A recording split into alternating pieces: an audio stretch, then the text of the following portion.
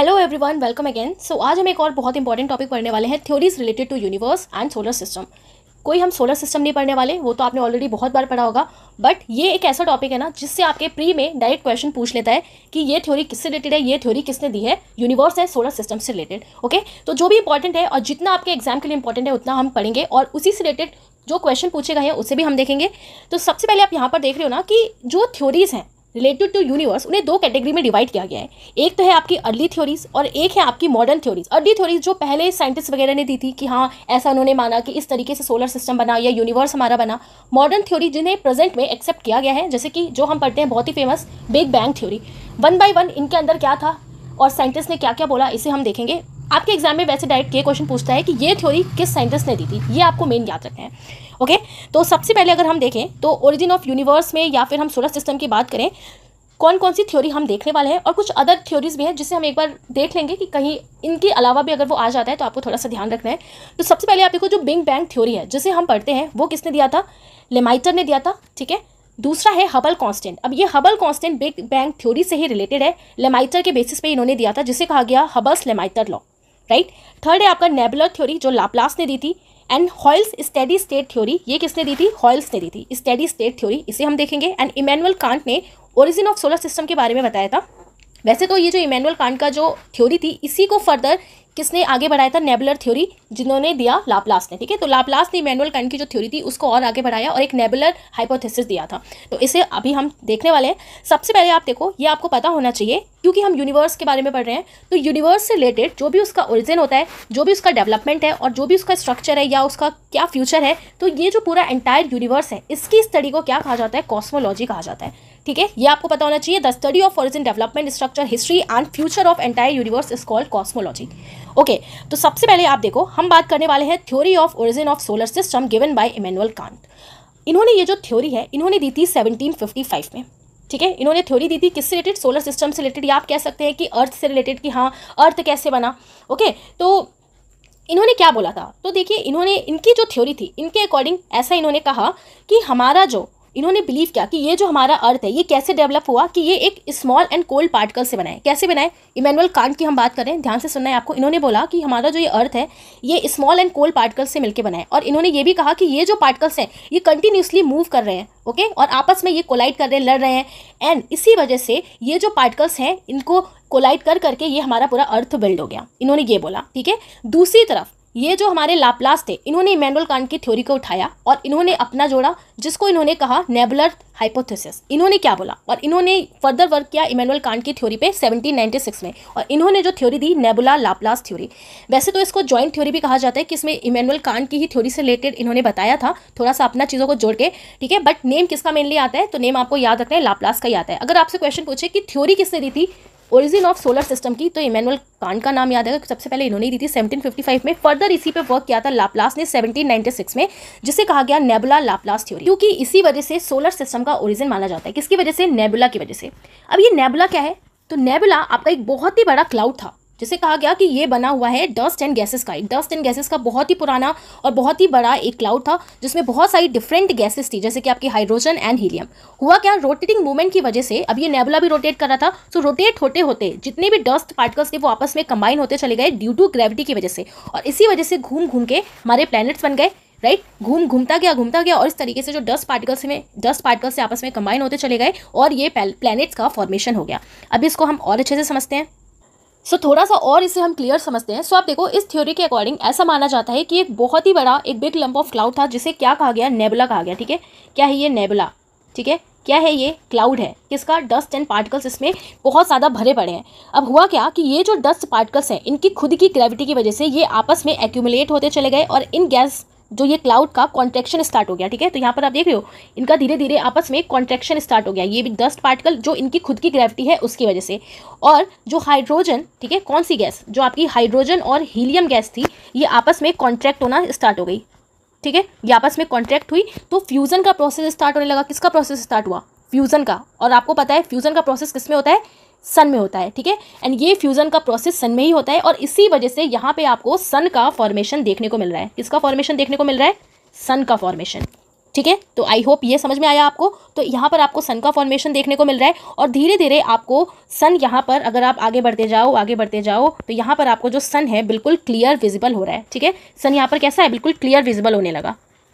ठीक है, क्या क्लियर विजिबल हो रहा है आपको, सन, राइट। आगे इस थ्योरी में और क्या कहा गया कि एक इसी वजह से एक कंक्लूजन भी निकल के आता है कि जो हमारे स्टार्स हैं ये बहुत पहले बन चुके थे देन प्लैनेट्स, क्योंकि हमारा जो सन है वो भी क्या है, एक स्टार है। तो प्लैनेट से पहले ही स्टार का फॉर्मेशन हो गया था और सन को है ओल्डेस्ट स्टार माना जाता है। सन हमारा क्या है, एक ओल्डेस्ट स्टार है, राइट।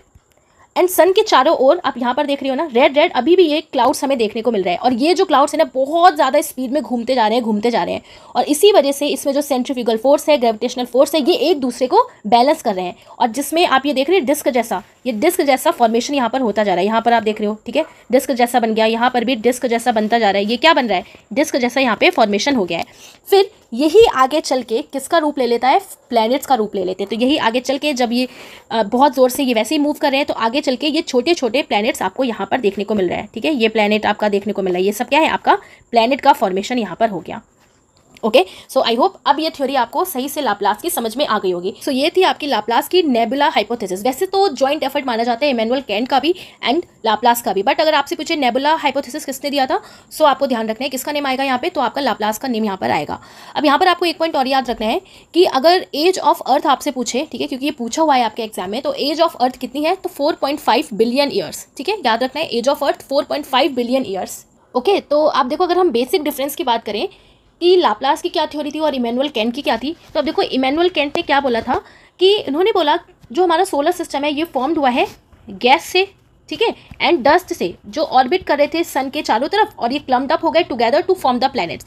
लेकिन जो हमारे लाप्लास थे इन्होंने क्या दिया, नेबुला हाइपोथेसिस की थ्योरी दी। ठीक है, इन्होंने नेबुला थ्योरी दी। ठीक है, इन्होंने भी गैस एंड डस्ट की बात की, बट इन्होंने नेबुला एक क्लाउड के बारे में बताया कि एक बहुत पुराना बड़ा सा क्लाउड था जो डस्ट और पार्टिकल से बना था। ठीक है, वो घूमता गया और इस वजह से हमारा सन या सोलर सिस्टम का फॉर्मेशन हुआ। इन्होंने बोला कि जो गैस एंड डस्ट पार्टिकल्स थे ये भी ऑर्बिट कर रहे थे सन के चारों तरफ, जो क्लम्ड अप हो गए और जिन्होंने प्लैनेट्स का फॉर्मेशन कर लिया। ठीक है, तो ये बेसिक डिफरेंस था आपका इमैनुअल एंड जो लाप्लास की जो थ्योरीज थी।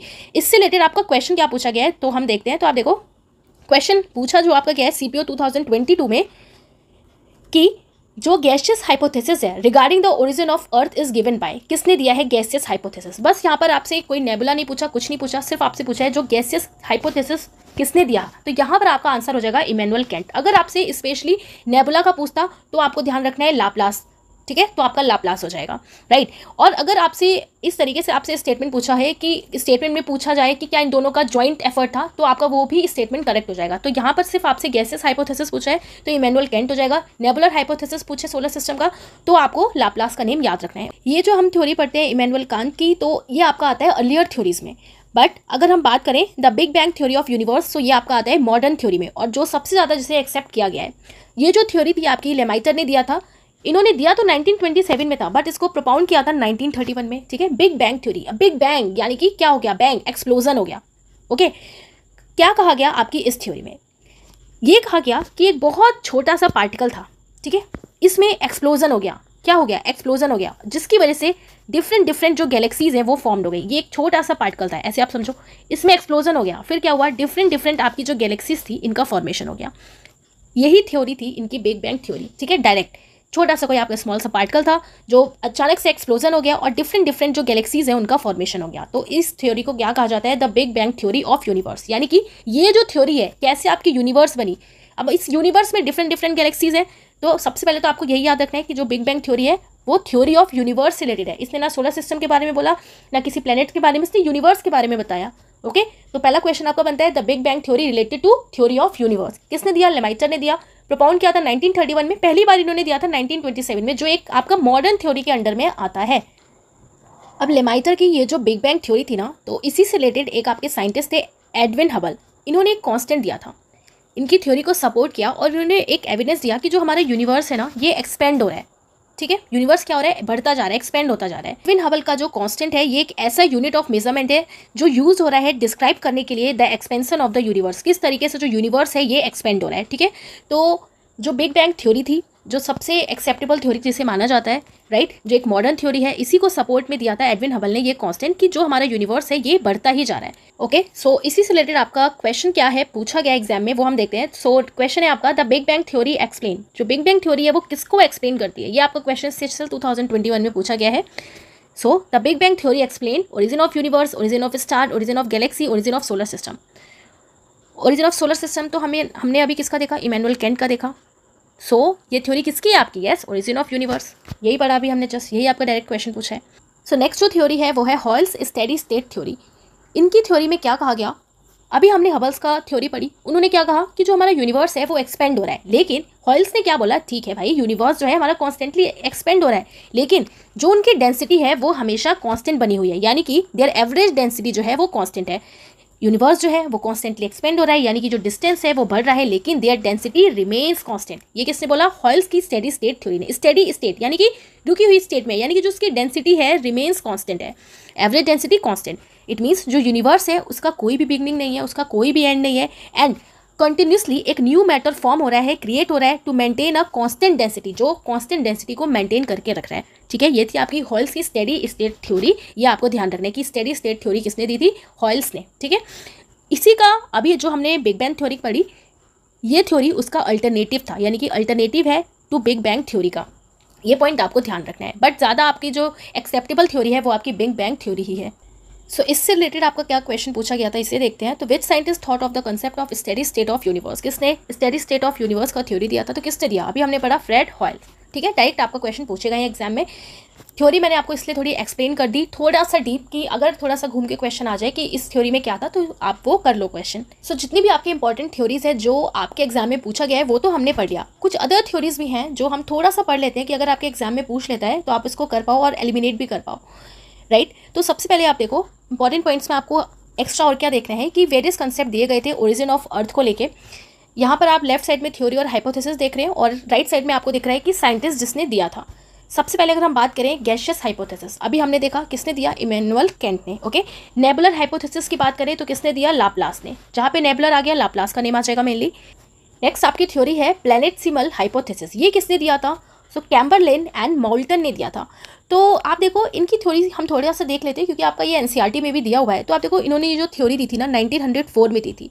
इन्होंने क्या कहा, अकॉर्डिंग टू कैम्बरलेन एंड मोल्टन, इन्होंने बोला कि जो हमारा अर्थ है ना ये एक स्मॉल स्टार की तरह है। ठीक है, एक लाइक अ बर्निंग सिगार, किसकी तरह बोला इन्होंने, एक बर्निंग सिगार की तरह। सिगार जानते होंगे आप लोग, ठीक है, बर्निंग सिगार की तरह इन्होंने बोला, जो आ गया किसकी तरफ, सन की तरफ आ गया, that came off the sun, और ये मूव करने लगा around which later was transformed into planets, यानी कि ये सन के पास आ गया, इसके पास आके ये मूव करने लगा, और ये इसने किसका फॉर्मेशन कर लिया, प्लैनेट का फॉर्मेशन कर लिया। ये क्या है, हमारा सन। ठीक है, तो क्या बोला इनके अकॉर्डिंग कैम्बरलेन एंड मोल्टन ने कि जो हमारा अर्थ है उसको एक स्मॉल स्टार की तरह कहा, ये हमारा अर्थ है लाइक अ स्मॉल स्टार। ठीक, क्या बोला इन्होंने कि हमारा जो अर्थ है एक स्मॉल स्टार है लाइक अ बर्निंग शिगार की तरह, जो किसके पास आ गया, सन के पास आ गया, and moved around which later was transformed into planets, यानी कि ये घूमता गया किसके पास आके, सन के पास आके, और बाद में ये इसने किसका रूप ले लिया, प्लैनेट्स का रूप ले लिया। तो ये थी किसकी थ्योरी, प्लैनेटेसिमल हाइपोथेसिस कैम्बरलेन एंड मोल्टन की। ये थोड़ा सा मैंने आपको बता दिया क्योंकि ये आपके एनसीईआरटी में गिवन है। ओके, टाइडल हाइपोथेसिस आपका किसने दिया है, टाइडल, जीन्स एंड जेफरीज। ठीक है, tidal hypothesis Jeans and Jeffreys ने। बाइनरी स्टार हाइपोथेसिस दिया है आपका रशल ने। सुपरनोवा हाइपोथेसिस आपका दिया है हॉयल्स ने। ठीक है, अभी हमने इनका थ्योरी भी पढ़ी। इंटरस्टेलर डस्ट हाइपोथेसिस आपका दिया है ऑटो स्किमिडेट ने। एंड बिग बैंग थ्योरी आपका किसने दिया है, लेमाइटर ने, जॉर्ज हेनरी लेमाइटर। सो ये जो इंपॉर्टेंट थ्योरीज हैं जो अभी हमने पढ़ी वो तो आपको बहुत अच्छे से याद रखना है। ओके, और ये थोड़ा सा आपको प्लैनेटेसिमल जो हाइपोथेसिस है इसको भी आप थोड़ा सा ध्यान रखना, और इसको एक बार आपको रीड कर लेना है। हाँ, ये थ्योरी दी थी कि अगर एग्जाम में पूछ ले तो आप कंपैरिजन करके एलिमिनेट भी कर पाओ। ऊपर की जो थ्योरीज है उन्हें तो आपको बहुत अच्छे से याद रखना है। ठीक है, सो आई होप ये वीडियो आपको अच्छी लगी होगी। बहुत इंपॉर्टेंट है, डायरेक्ट आपके एग्जाम में क्वेश्चन बन जाता है। छोटा सा टॉपिक रहेगा, विदिन 20 मिनट्स हमने इसको भी कवर कर लिया, तो इसको आपको याद रखना है। Okay, right. सो अगर आपको वीडियो अच्छा लगे तो आप लाइक कर सकते हैं, और जल्दी से जून का करंट अफेयर मैं अपलोड कर दूंगी, और जुलाई का करंट अफेयर भी मैं कोशिश करूंगी कि 15 अगस्त से पहले मैं अपलोड कर दूं, क्योंकि कई सारे एग्जाम है तो आपका क्वेश्चन पूछ सकता है करंट अफेयर से, राइट। सो मिलेंगे अब नेक्स्ट वीडियो में, तब तक के लिए tata bye bye, take care.